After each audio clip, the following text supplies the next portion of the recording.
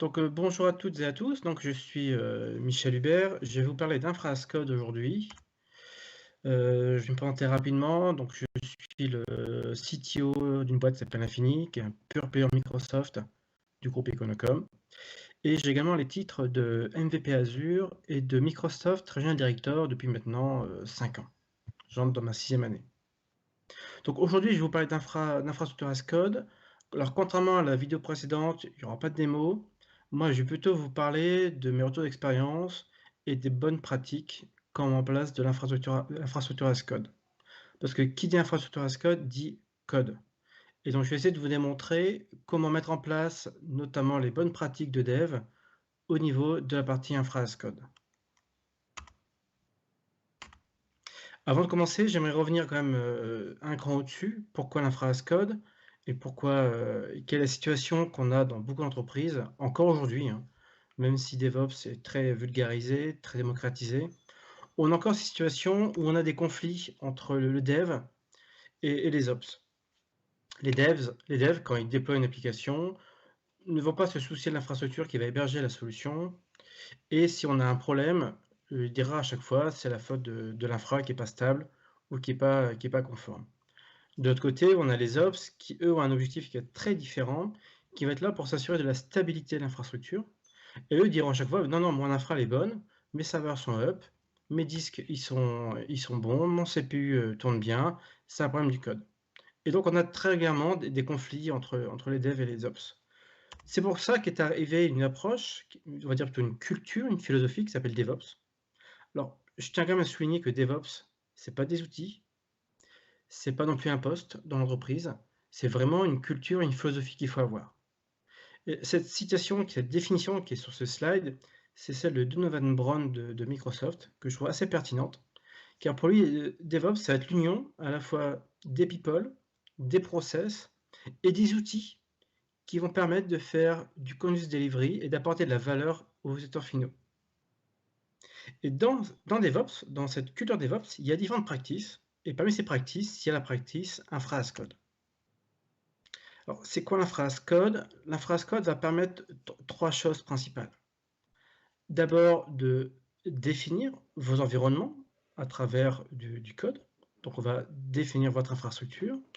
Ça va aussi permettre de provisionner, donc de déclencher le provisionnement, l'instanciation de votre infrastructure dans un cloud ou on-premise si vous le souhaitez.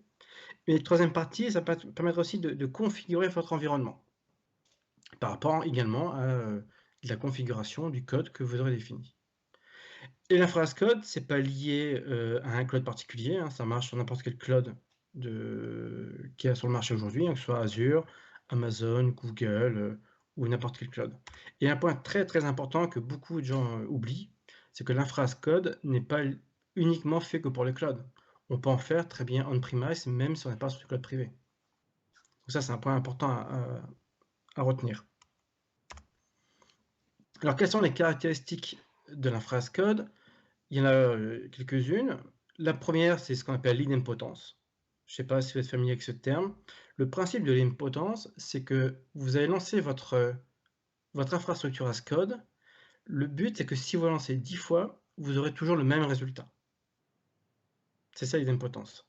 C'est que peu importe l'état dans lequel est la situation de votre prod aujourd'hui, si vous relancez votre infrastructure as code, vous aurez toujours l'état que vous souhaitez. Donc ça, c'est une caractéristique fondamentale de l'infra as code.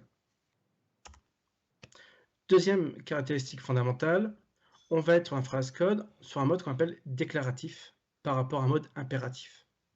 D'ailleurs, c'était une direction qu'il y a eu dans la session précédente, hein, parce que la démonstration qui était intéressante tout à l'heure faisait beaucoup d'Azure CLI.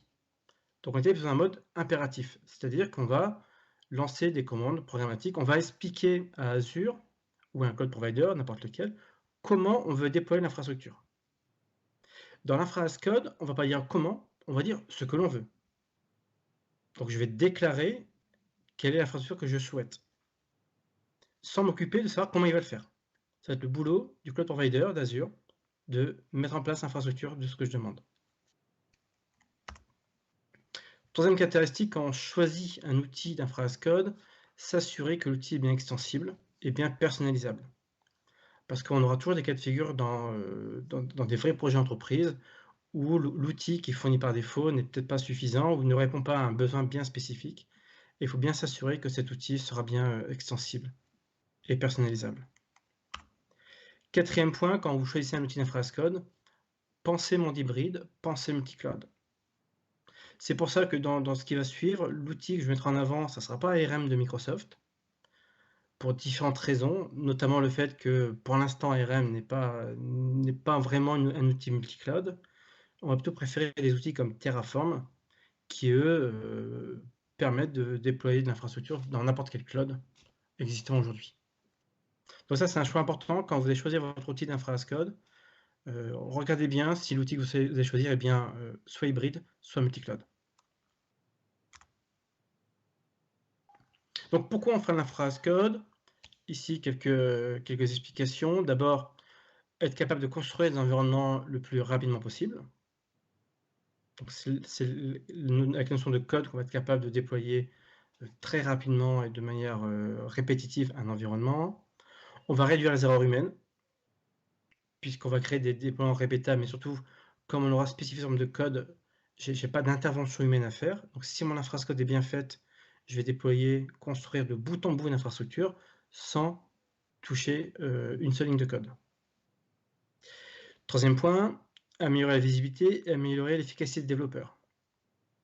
On verra après un peu plus tard dans la session comment on peut améliorer l'efficacité avec des outils comme l'infra as code. L'idée derrière, c'est qu'une fois que j'ai mis en place mon infra as code, je vais pouvoir le partager avec d'autres développeurs et je vais pouvoir ainsi accélérer la mise en place d'une infrastructure. Troisième point, qui dit infra as code, comme je disais au début, dit code. Donc on va stocker les fichiers de configuration dans des repositories comme du Git ou du GitHub. Hyper important.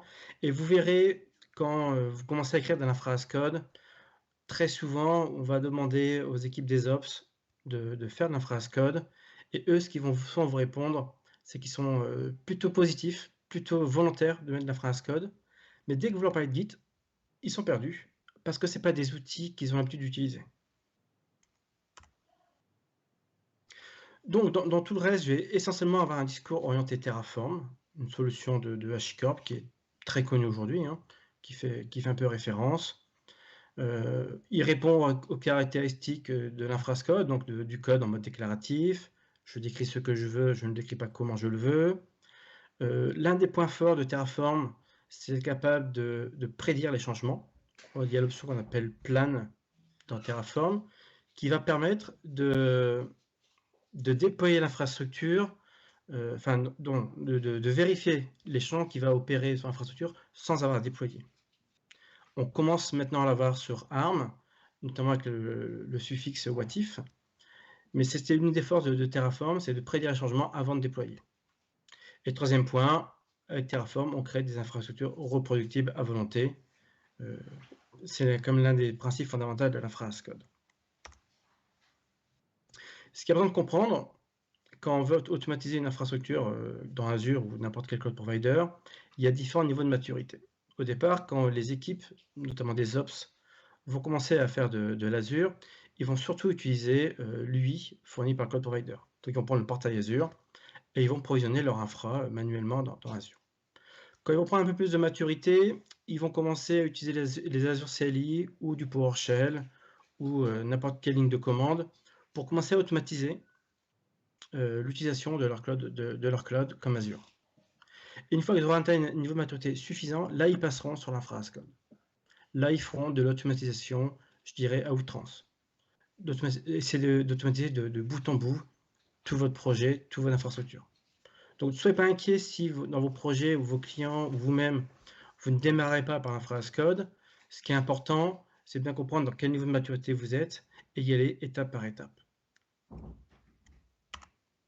Donc, maintenant qu'on établit ce qu'est vraiment l'infra as code, j'aimerais partager un peu maintenant mes expériences. Je fais de l'infra as code maintenant depuis à peu près, on va dire 4-5 ans. Je fais de l'Azure depuis 10 ans, depuis l'origine, mais l'infra as code vraiment depuis 4-5 ans. Au départ, je suis un développeur, je viens du monde du développement. Je me suis beaucoup intéressé au domaine de l'Ops depuis quelques années, parce que c'est un jeu qui m'intéresse, et j'aime cultiver cette double compétence, à la fois dev, à la fois ops, pour permettre justement de faciliter les projets et d'améliorer la communication et l'échange, la collaboration entre ces 2 mondes.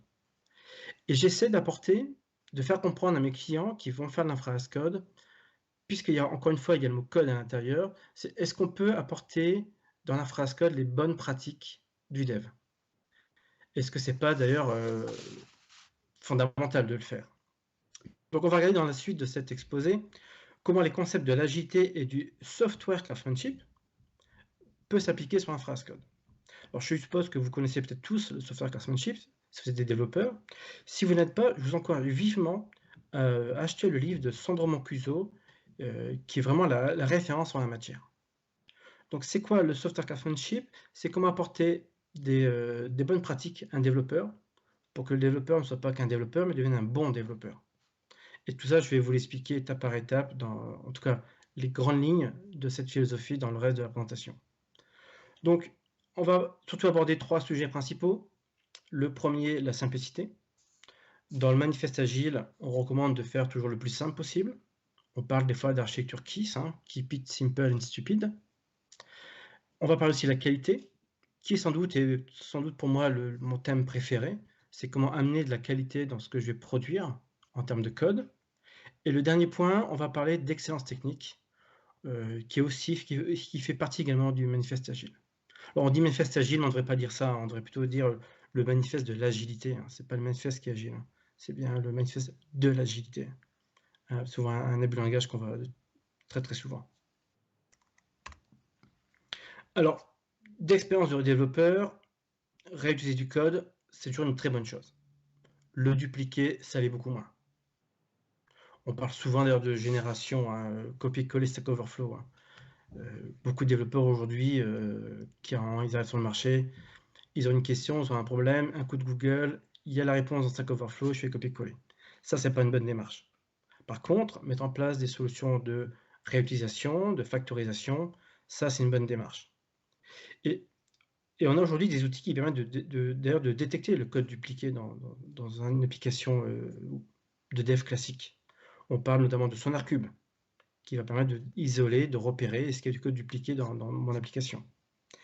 Quand on parle d'infra as code, on va voir que ce type d'outil n'est pas encore très mature. Alors ça l'est beaucoup plus sur Amazon, mais sur Monde Azure, on a des outils, on est un peu en retard sur ce thème de l'analyse de code, de la réutilisabilité. Et pourquoi on veut réutiliser du code? Pour plusieurs raisons. La première, c'est d'accroître notre productivité, d'aller beaucoup plus vite. Pourquoi refaire ce que j'ai déjà fait auparavant? Mais ça aussi permettre de réduire les erreurs, puisque forcément le code que je réutilise, il a été testé, il a été validé, donc il est potentiellement sans bug, sans erreur. Alors que si je duplique du code, s'il y a une erreur dans le code, je vais dupliquer forcément l'erreur. Donc la réutilisabilité est hyper importante. Une des façons de bénéficier de code réutilisable, c'est de s'appuyer sur des librairies tierces. Plutôt que de partir d'une page blanche quand on fait de l'infra as code, regardez d'abord s'il n'y a pas quelqu'un qui a déjà fait tout ou partie de ce dont vous avez besoin aujourd'hui. En tant que développeur, c'est vrai qu'on a l'habitude de penser que personne n'a jamais rencontré auparavant la même problématique. Donc faites un travail sur vous pour accepter et réutiliser un module existant, même si le style ou la philosophie du code n'est pas forcément la vôtre. Faites confiance à ces modules qui ont été écrits en principe par des experts sur les différents sujets. Alors bien sûr, ça ne vous empêche pas de les tester auparavant, mais voilà, et changer un peu de philosophie, essayez de faire confiance sur des modules qui existent dans des librairies tiers, dans les librairies open source. Et quand vous faites de l'infra as code, c'est encore plus vrai. Pourquoi? Parce que très souvent, on va avoir besoin de s'appuyer sur des experts assez multiples. Parce qu'on ne maîtrise pas tous les sujets. Moi, si je fais l'infra as code, je ne suis pas à la fois expert en admin système, en sécurité, en AD, en base de données, en réseau.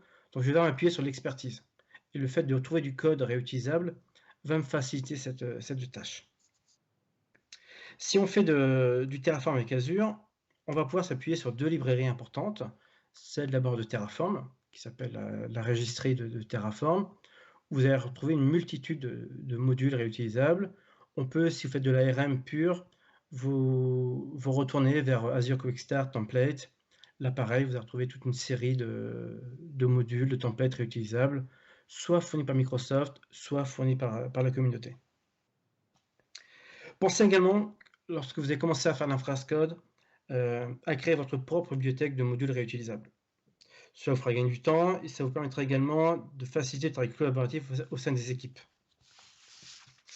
Et aussi, ça vous permet aussi de garantir la compliance de vos projets, car vous allez hériter de modules qui ont été validés par différentes équipes, équipe sécurité, équipe système, qui fait que en fait, vous aurez toute une couche de modules, de socles, qui seront réutilisables, qui vont permettre de garantir ce que vous faites respecte les normes de l'entreprise. Et ensuite, je recommande aussi également d'utiliser des outils comme du package management, qu'il y a dans Azure DevOps, ou d'autres outils qui émergent du marché, pour créer cette propre bibliothèque. Et ainsi, vous allez faciliter vraiment le partage, la collaboration entre les différentes équipes qui vont travailler sur des infrascodes, sur différents projets. Dernier point, hyper important, ayez une approche communautaire, c'est fondamental, parce que vous êtes souvent très content de retrouver des modules prêts à l'emploi d'infrascode ou de dev classique, mais n'hésitez pas aussi à partager vos propres modules. Alors, assurez-vous qu'il n'y a pas d'éléments confidentiels liés à un client dans vos modules, mais pensez à partager vos modules. C'est hyper important pour que la chaîne communautaire puisse avoir être un cercle vertueux. Deuxième partie, c'est de la qualité. Comme je l'ai dit au début, c'est vraiment un de mes thèmes de prédilection. On va commencer à parler de différents sujets. On va parler de tests unitaires, d'analyse de code statique, de pair programming et de critères d'acceptance. D'abord, les tests unitaires, quand on est dans un monde de développement applicatif classique, vous êtes d'accord qu'aujourd'hui, les tests unitaires, c'est une réalité, c'est un fait. Alors, il existe encore, certes, des développeurs qui ne pratiquent pas les tests unitaires. Personne n'est parfait, malheureusement. Mais dans la grande majorité des développeurs, les tests unitaires et les couvertures de code sont jamais mis en place dans les entreprises ou sur les projets. Dans l'infrascode, il existe des outils qui vont permettre de faire ce genre de tests, mais c'est vrai qu'ils ne sont pas encore non plus assez matures. De plus, les architectures qu'on va déployer dans un vrai cadre projet, en dehors d'un POC, moi je ne parle pas d'un POC, je parle vraiment de projet entreprise, les architectures sont assez complexes. Alors d'ailleurs, je vous ai mis quelques exemples d'architectures qui vont faire appel à différents composants d'Azure, composants PaaS, composants IaaS, un mixte des deux. Donc il va être fondamental de bien découper votre infrascode en modules réutilisables et surtout testables. Là, je vous mets un autre exemple, beaucoup plus infra, beaucoup plus IaaS, qu'on voit assez régulièrement dans l'entreprise, architecture réseau qu'on appelle Hub and Spoke, qui peut être assez complexe à mettre en œuvre, à maintenir et à scripter. Dès qu'on va vous faire ça en infrascode, vous verrez, ça ne prend pas une heure à faire, ça va prendre quelques jours, voire quelques semaines, pour avoir une infrascode vraiment automatisée de bout en bout. Donc il est fondamental donc, de bien découper votre projet en différents modules et surtout de faire des tests unitaires sur ces différents modules. Alors, est-ce que c'est vraiment des tests unitaires ou est-ce que c'est des tests d'intégration? Je ne vais pas entrer dans le débat. Le principal, c'est mettre en place des tests automatisés, même sur de l'infrascode.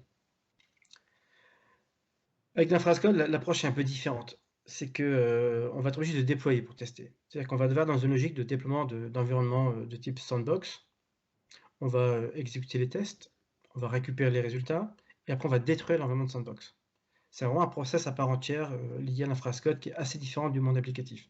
Parce que là, je vais être obligé de déployer l'ensemble de mon infra pour pouvoir la tester de manière efficace pour l'instant. Alors, parmi les outils de test unitaire, on va noter les trois plus grands qu'on rencontre généralement, Kitchen de Chef, RSpec, et également Pester, qui est basé sur du PowerShell. Alors, moi, comme je viens vraiment du monde Windows Microsoft depuis vraiment de nombreuses années, je suis plutôt PowerShell, donc je me suis plutôt intéressé à du Pester. Peu importe, l'idée c'est vraiment mettre en place des outils de test unitaire. On verra un peu plus loin dans la session l'utilisation de Pester. Une autre façon pour détecter au plus tôt les problèmes et améliorer la qualité de votre code va être d'utiliser des outils d'analyse de code statique. Tout à l'heure, vous avez parlé de SonarCube, qui est très utilisé dans le monde du développement. Côté Azure, vous verrez, on est relativement pauvre pour l'instant en la matière vis-à-vis du monde Amazon. Sur Amazon, on va retrouver des outils comme TF-Link, comme Terrascan, qui vont faire cette analyse de code. Moi, je citerai quand même l'outil qui s'appelle TFSec, qui va pas faire d'analyse de code complète, mais faire vraiment une analyse au niveau sécurité. Il va, par rapport à des règles de base qu'on aura préétablies, vérifier différentes règles qu'on peut voir ici à l'écran. Il va vérifier que vous êtes bien en HTTPS et pas en HTTP, vérifier des règles de flux réseau. Il va vérifier que vos disques ils sont bien encryptés si ça fait partie de vos règles. Donc un outil qui est vraiment intéressant à utiliser, facile à mettre en œuvre, et surtout qui a l'avantage de faire cette analyse avant le déploiement. Il va vraiment analyser votre code, je n'ai pas besoin de déployer pour me rendre compte qu'il y a une erreur de sécurité dans le code. En termes de compliance, Terraform va un cran plus loin. Ils ont sorti récemment un outil qui s'appelle Sentinel. Aucun rapport avec l'outil Microsoft, hein. Sentinel est un outil de compliance as code qui va être là pour vérifier que votre code est conforme d'un point de vue compliance, d'un point de vue de sécurité par rapport à vos exigences. Le seul inconvénient de Sentinel, c'est qu'il fait partie de l'offre payante de Terraform. Donc il n'est pas dans la catégorie de l'open source. Dans la qualité, on va aussi parler de peer review et de pair programming. Alors c'est vrai que ce sont aussi des concepts, des habitudes qui sont assez fréquents dans le monde du développement, et donc pourquoi on ne peut pas les appliquer dans la phrase code? Rien ne m'empêche de faire du pair programming sur du Terraform. Ça reste du code. Et dans la phrase code, il faut bien sûr appliquer toutes ces règles. On va parler de clean code, on va parler de refactoring, des notions très importantes qui vont permettre de s'assurer que vous continuez à garder un code de qualité, un code optimisé, même dans le temps, même s'il y a plusieurs intervenants sur votre code. Cela vous permettra de gagner en qualité et aussi de corriger vos erreurs. Vous voyez, là, ici, je vous ai mis un exemple concret, hein, d'un client, hein, et on se rend compte qu'au bout de quelques semaines d'un phrase code, on va retrouver du code en commentaire. Alors, on ne sait pas pourquoi, on ne sait plus pourquoi il est en commentaire. Est-ce que c'est du code poubelle qu'on devrait supprimer? Est-ce que c'est un test? Est-ce que c'est un code qu'il faut activer selon certaines conditions? Voilà, très très très vite, si on met pas en place des politiques de revue de code, des politiques de clean code, très vite on va avoir les mêmes erreurs qu'on faisait sur du développement.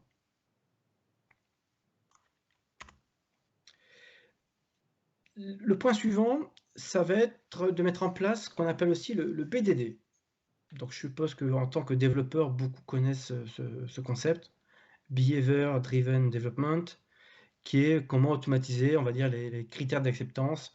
On va plutôt être sur du test du user story fonctionnel. Mais en fait, si on peut le faire sur du fonctionnel, pourquoi on ne pourrait pas le faire sur les specs techniques? Rien ne vous l'empêche. Et c'est là où on va aller un peu plus loin en fait dans la phrase code. Les tests unitaires, je vous disais au début, hein, est-ce que c'est vraiment des tests unitaires ou des tests d'intégration? On va plutôt se porter sur du BDD pour tester votre infrastructure. Ici, je vous ai mis un exemple. Alors, je remercie par avance Étienne Deneuve, hein, qui est un MVP Azure avec qui j'ai eu l'occasion de collaborer plusieurs fois, qui a publié dans son article de blog un exemple concret, comment mettre en place du BDD avec de l'infra as code. Donc en haut à gauche de l'écran, on retrouve une syntaxe qu'on appelle Gherkin, qui permet de spécifier votre test d'acceptance. Là, mon test, il est simple, hein, je définis ma feature, mon scénario, je décris ce que je veux constater, given, then, et donc je décris vraiment mon test d'acceptance. L'écran juste en dessous, c'est son implémentation. Donc là, je vais utiliser Pester, donc du PowerShell, pour faire mon test unitaire. Je vais vérifier. Donc là, mon exemple, il est simple, hein, il est relativement simple, hein. C'est vérifier que j'ai bien accès à une souscription dans Azure pour pouvoir déployer mon infrastructure. Et ce qui est intéressant aussi avec Gherkin et Pester, c'est que le résultat, on peut l'exécuter sous forme de NUnit, qui va permettre en fait à Azure DevOps de remonter en fait les résultats des tests directement dans le portail Azure DevOps, comme si c'était un test unitaire de développement. Donc on a vraiment toute la chaîne complète. Je spécifie mon besoin, je l'implémente avec Pester et je récupère le résultat de mes tests.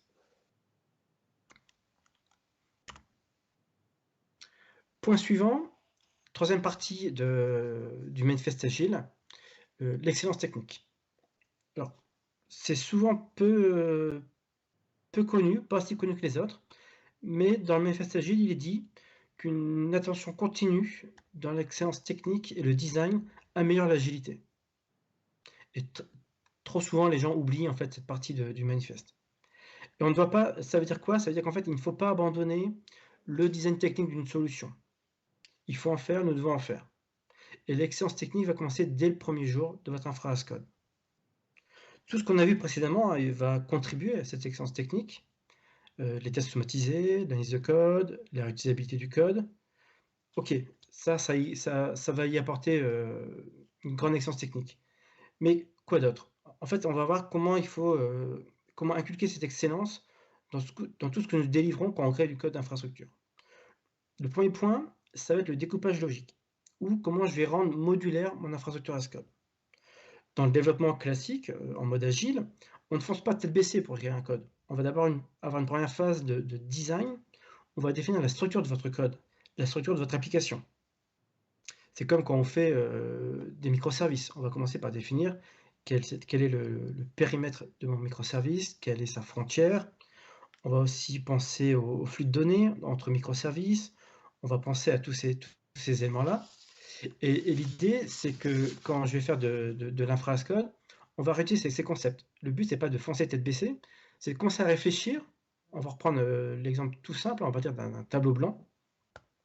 On va commencer à définir, voilà, qu'est-ce que je veux déployer en infra as code, quelle est mon architecture cible. Et à partir de là, je vais commencer à structurer mon infra as code. On va éviter de tout mettre dans un seul fichier d'infra as code, parce que là, on va perdre un fichier qui va être très lourd, qui va être peu maintenable, peu évolutif. Donc on va vraiment découper l'infrastructure en modules. Et une fois qu'on a défini quelle est cette structure, on va pouvoir commencer à écrire l'infra as code. Donc ce découpage, il est fondamental pour avoir une infra as code vraiment agile, vraiment efficace. Là, je vous ai mis un exemple de découpage qui vaut ce qu'il vaut, hein, qui est juste pour illustrer mes propos. Hein. C'est qu'on va essayer de découper en fonction de couches, en fonction de layers, votre infrastructure. Pour cela, on va surtout penser cycle de vie des composants et des services, pour bien définir le bon découpage. Dans notre exemple, on voit bien que la première couche, c'est la partie réseau. C'est vraiment une couche qui va très peu évoluer dans le temps. On ne va pas mettre à jour le réseau toutes les semaines, voire tous les jours. C'est une couche qui va, une fois qu'elle est déployée, va rester là quelques mois, si tout va bien. On va ensuite avoir différentes couches. Pour aller à la couche la plus haute, la couche, on va la partie compute, la partie donc machine virtuelle ou la partie applicative. Et c'est là où on va avoir un cycle de vie beaucoup plus rapide. C'est là où on va essayer de déployer beaucoup plus régulièrement la partie applicative. Donc pensez cycle de vie, pensez bien modularité quand vous faites de l'infra as code.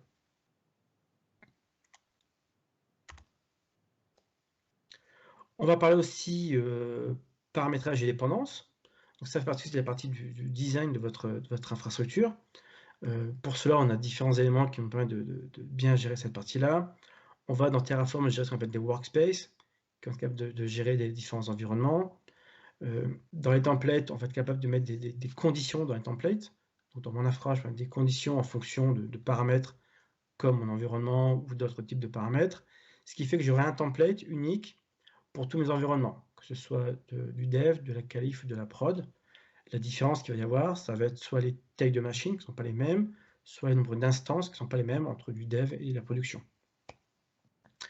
On va aussi utiliser les outputs dans Terraform. C'est quoi l'output? Ça va permettre en fait de passer une variable d'un module à un autre. Par exemple, si je veux déployer une VM avec du SQL, forcément ma VM aura besoin d'avoir la chaîne de connexion de mon SQL. On pourrait très bien passer cette variable en output de mon module SQL. Et dernier point important, c'est les dépendances. Donc bien définir dans Terraform ou dans l'outil que vous allez utiliser vos dépendances, qu'elles soient implicites ou explicites. Dans Terraform, elles sont par défaut implicites. Dans RM, elles sont plutôt explicites. C'est quoi la différence? C'est que dans Terraform, il va lancer un outil d'analyse de graphe qui va de lui-même détecter quelles sont les dépendances. Donc il va dire, en fonction de votre infrastructure, il va dire par exemple, pour déployer la VM, il faudra que je fasse le réseau avant.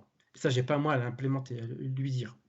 Alors que quand c'est sur les dépendances explicites, on va être obligé de lui dire, pour déployer ta VM, tu dois déployer, donc ta VM dépend du réseau. C'est plutôt l'approche d'ARM. Puis avec Terraform, on peut aussi lui forcer des dépendances s'il y a besoin. Point suivant, une fois qu'on a défini le design, avant de commencer vraiment à produire son code, on va lancer des revues de design. Donc le but des revues de design, c'est quoi? C'est de garder un esprit collaboratif. Encore une fois, dans la phrase code, ça demande beaucoup de compétences assez variées en termes d'expertise. Donc c'est aussi l'occasion d'échanger avec vos collègues, vos différentes équipes, pour valider votre design, vérifier que vous n'avez rien oublié.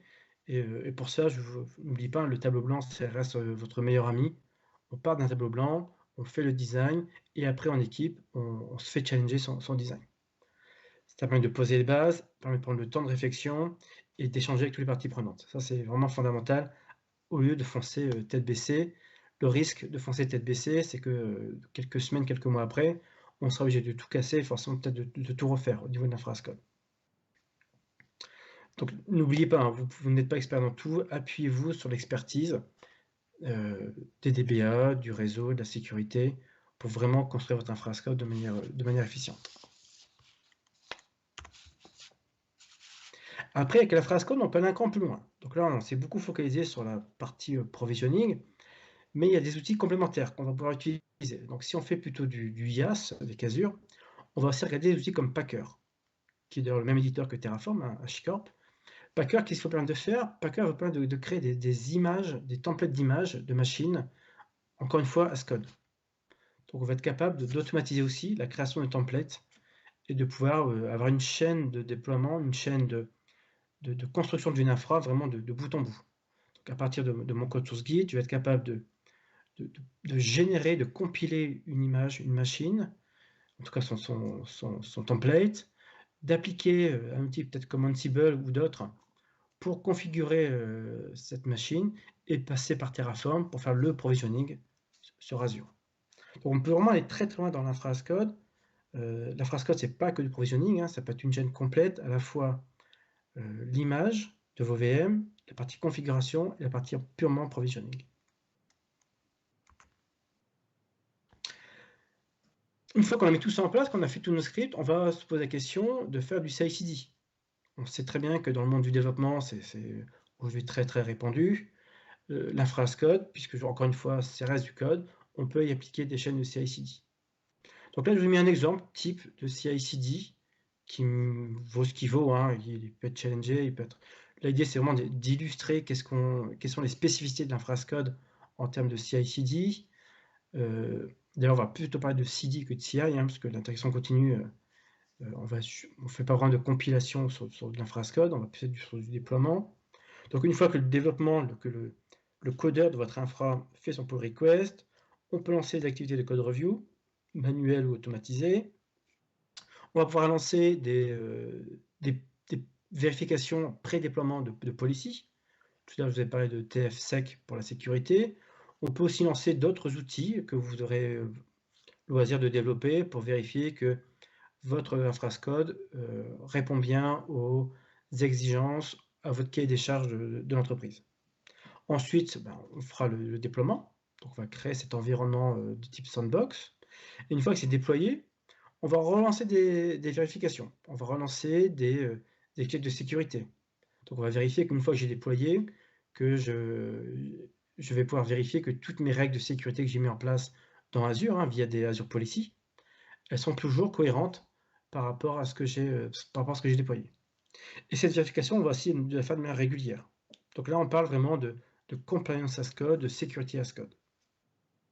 Donc vous voyez, différentes étapes un peu spécifiques par rapport à du dev applicatif. C'est qu'une fois que j'ai déployé, je continue à lancer des vérifications de mon infrastructure pour m'assurer vraiment que ce que je déploie est de qualité et surtout sécurisé par rapport aux exigences de mon client ou de mon RSSI.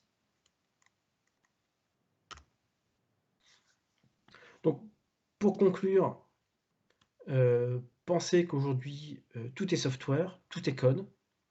Et donc aujourd'hui, on a quand même, alors, bien qu'en termes d'outils, on n'a pas encore atteint un niveau de maturité, je dirais, suffisant. En tout cas, les choses avancent bien. Comparé à quelques mois, quelques années, on commence à avoir des vrais outils de qualité. Aujourd'hui, voilà, gardez bien en tête qu'aujourd'hui, tout est code. Donc, la construction de vos images de machine, votre infrastructure, votre configuration, votre compliance, votre sécurité, voilà, tout est code. Et donc, n'hésitez pas à appliquer vraiment toutes les règles de bons développeurs sur ce type de code. C'est fondamental pour vous assurer à la fois la qualité et la sécurité de ce que vous allez provisionner. Merci pour votre attention. Est-ce que vous avez des questions?